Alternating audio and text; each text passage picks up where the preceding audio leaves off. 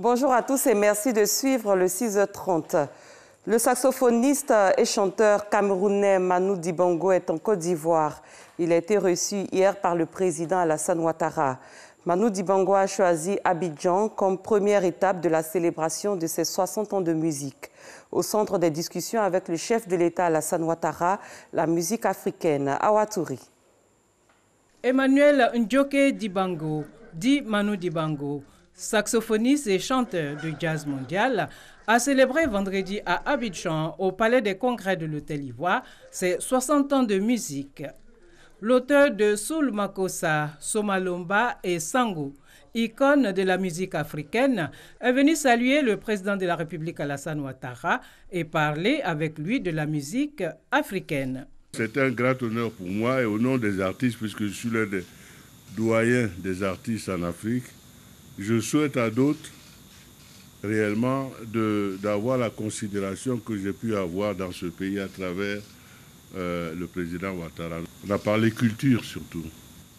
Comment entre nous, entre nos pays, la culture peut circuler de façon harmonieuse, quoi. Comment bannir les frontières de la culture entre nous. Le choix de la Côte d'Ivoire comme point de départ de la célébration des 60 ans de carrière du saxophoniste de légende est une forme de reconnaissance envers ce pays qui l'a accueilli dans les années 70. Manu Dibango, qui a dirigé l'orchestre de la RTI, a aussi contribué au rayonnement de la musique ivoirienne. Le Premier ministre Amadou Gon Coulibaly effectue une visite dans la région du Gao, une tournée pour parler de paix, de cohésion et de développement. Une fois à Guibérois, le chef du gouvernement a échangé avec les populations. On en parle avec Herman Guivé. Étape de Guibérois. Bain de foule pour le Premier ministre Amadou Gon Coulibaly et la forte délégation qui l'accompagne. Par petits groupes organisés en convoi, plusieurs délégations venues des villages environnants pour dire la bienvenue au chef du gouvernement. Nous, population de Guibérois, plaidons pour la création d'une sous-préfecture dans le canton Kiri avec chef-lieu Grandia. Excellence, Monsieur le Premier ministre, Guibérois souffre d'un manque criard d'eau au regard d'une population de plus en plus croissante. Le renforcement du réseau électrique existant et l'électrification de nouveaux quartiers et villages soulagerait nos populations. La construction d'un hôpital général à Guibérois, le renforcement du plateau technique des centres de santé de Dinyago et Guibérois, une ambulance au centre de santé de Dinyago, le reprofilage lourd de nos pistes villageoises de Dinyago à Bakasewa, le bitumage de l'As, Guibérois-Galébré, Guibérois-Roi-Gaillot, 3 km de bitume dans la ville de Guibérois, la réhabilitation des locaux administratifs. Une visite de travail du Premier ministre Amadou Gon Coulibaly qui sonne le lancement de plusieurs projets de développement pour la région du Gao. Le lancement officiel de travaux de construction de 11 ponts métalliques à travers le pays, fruit de la coopération française. Au nombre de ceux-ci, le pont de Bassewa, situé entre Guibérois et Kossewa, l'état actuel de l'ouvrage ne répondant plus aux conditions optimum de sécurité. La réalisation de cet ouvrage va permettre de rapprocher les sous-préfectures de Guibérois et de Galébré qu'on peut rallier aujourd'hui qu'après avoir parcouru environ 70 km en faisant un détour par Gagnoa, alors qu'ils ne sont distants d'environ 30 km. À l'évidence, la réalisation de cet ouvrage va induire un important gain de temps au profit des populations et des opérateurs économiques de la région. C'est dans la paix et la cohésion que se forge le développement. Le Premier ministre Amadou Gon Coulibaly s'est réjoui de cette mobilisation exceptionnelle des populations de Guibérois, saluant également l'excellence des relations de coopération qui existent entre la Côte d'Ivoire et la France.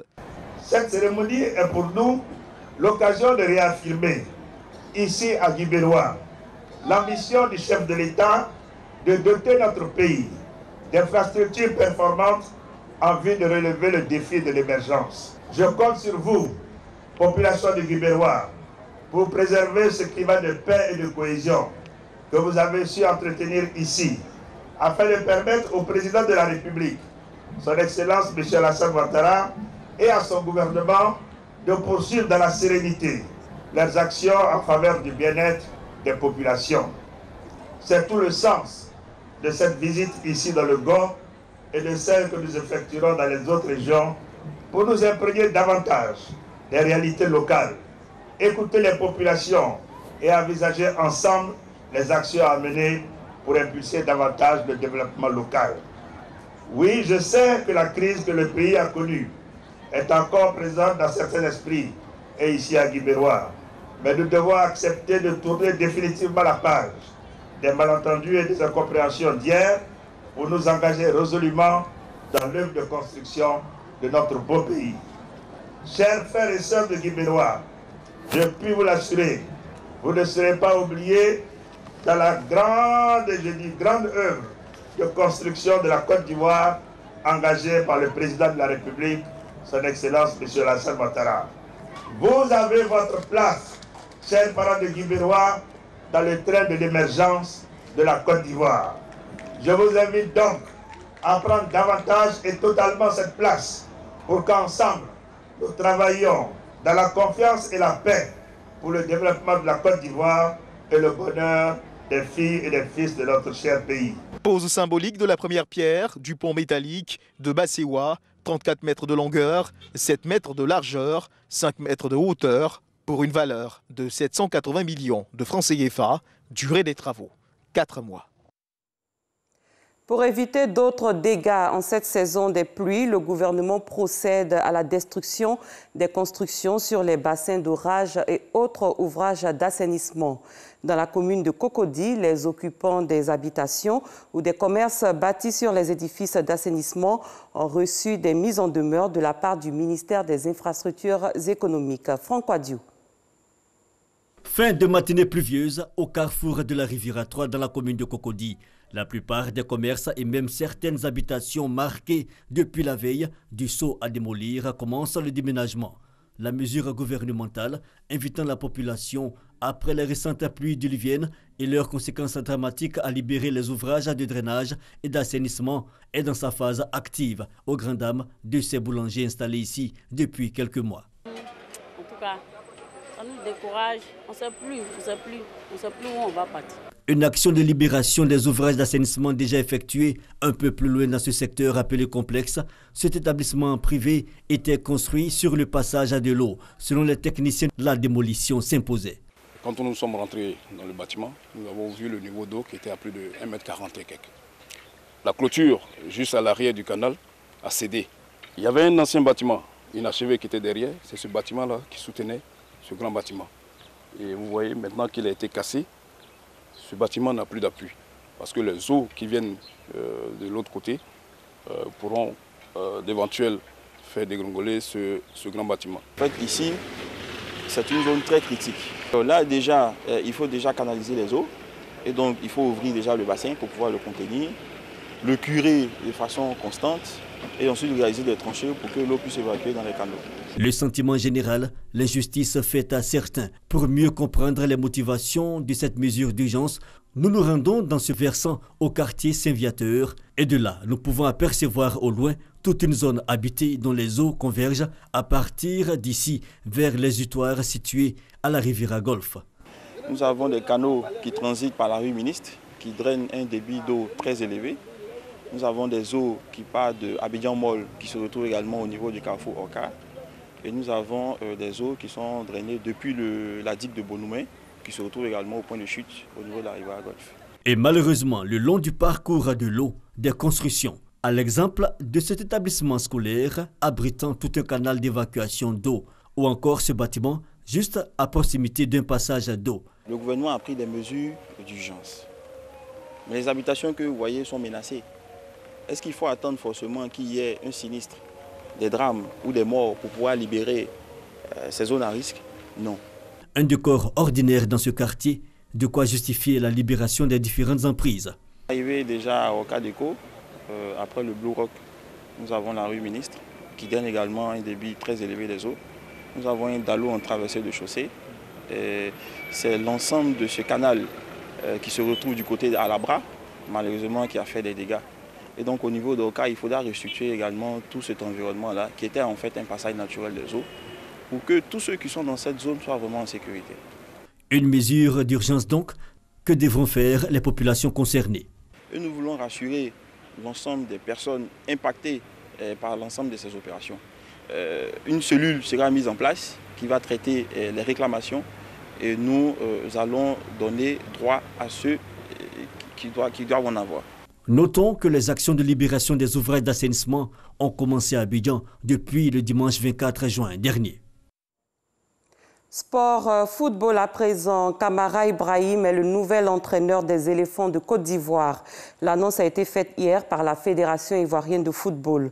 Kamara Ibrahim remplace le Belge Marc Wilmot. Il aura pour mission de qualifier l'équipe nationale. Patrick Dadier, Odalegbe. La Fédération ivoirienne de football a entériné le choix du comité de recrutement. Et le sélectionneur national de la Côte d'Ivoire est Kamara Ibrahim, qui aura un contrat de 2 ans, compté de maintenant, du 1er juillet 2018 au 30 juin 2020. Le nouvel homme fort de l'encadrement technique des éléphants de Côte d'Ivoire est connu. Son nom, Kamara Ibrahim. Cet Ivoirien a longtemps été adjoint des éléphants aux côtés du Français Hervé Renard et du Belge Marc Wilmot. Il a entraîné également les U17 et a remporté la CAN 2013 avec eux. Quand je prends les résultats techniques sur le terrain, Kamara Ibrahim a remporté la CAN 2013 avec les cadets. À part ça, il a pris les équipes de jeunes, il a toujours échoué. J'en veux pour preuve le dernier déplacement des éléphants locaux au Chan au Maroc 2018, où il a encore échoué au premier tour. Sur le résultat technique, ça ne plaît pas à sa faveur. Mais ce qui plaît à sa faveur, il connaît les arcanes de l'équipe nationale, parce qu'il a été pendant longtemps la doublure des sélectionneurs qui arrivent. Il connaît les arcanes. Et sur le plan technique, je doute un peu de ses résultats. Comme il est au pied du mur, ne le jugeons pas avant la tâche. Il connaît mieux le football ivoirien, a côtoyé les joueurs depuis plusieurs années et réside en Côte d'Ivoire. Telles sont les raisons qui ont milité à l'avantage du nouveau patron des éléphants. Kamara Ibrahim est à la barre pour 2 années renouvelables. Espérons qu'il apportera un plus à notre sélection nationale. Hors de nos frontières au Burundi, les 4 Français interpellés il y a un peu plus d'une semaine et immédiatement écroués dans différentes prisons, notamment pour escroquerie, sont libres. Relâchés 1 à 1 depuis mardi, ils ont quitté le pays hier dans la plus grande discrétion. Ce scandale s'est révélé être une affaire très sensible impliquant des millions de dollars et les plus hautes autorités de l'État. En Russie, la figure d'opposition Alexei Navalny a appelé à manifester aujourd'hui contre la réforme des retraites annoncée par le gouvernement le jour du match d'ouverture de la Coupe du monde de football. Cette réforme très impopulaire suscite la colère au sein d'une grande partie de la population russe. C'est la fin de ce 6h30. Merci de l'avoir suivi. Très bon dimanche à tous et à toutes.